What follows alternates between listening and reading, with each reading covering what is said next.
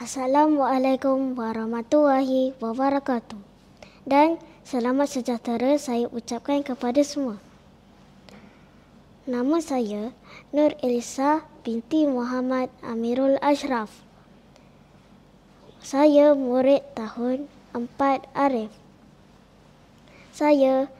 Umur saya 10 tahun. Saya bersekolah di SK-LKTP Palung Timur 2, Segamat, Johor.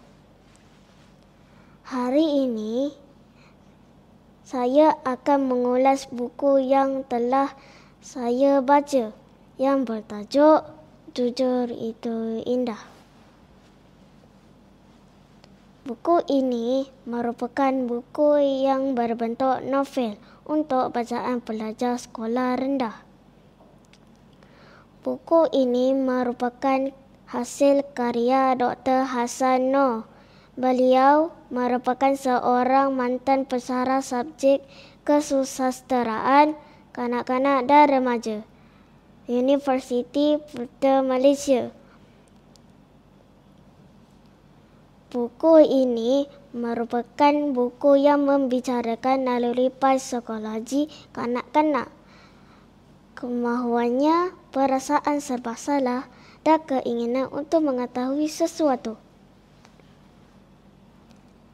Buku ini diterbitkan oleh Sam Sinergy Sendirian Berhad dan mengandungi 94 halaman serta mengandungi 10 tajuk. Buku ini juga mempunyai ilustrasi yang sangat menarik. Apa yang menarik tentang buku ini ialah terdapat latihan efektif dalam penguasaan bahasa Melayu seperti kosakata, nilai murni, antoni dan sinonim, imbuhan, bina ayat dan susun ayat, isi tempat kosong serta kata nama khas dan kata nama am. Di bahagian muka surat 82 hingga 94. Selepas saya membaca kesemua tajuk yang ada di dalam buku ini, yang dapat saya simpulkan ialah penulis mahu kita bersama-sama untuk menyelami perasaan dan kehendak kanak-kanak. Nilai-nilai murni yang dapat diambil daripada tajuk-tajuk dalam cerita ini ialah 1.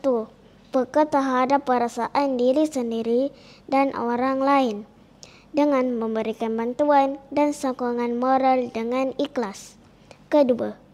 Mempunyai azam untuk memajukan diri dan orang lain serta ada keinginan untuk berjaya.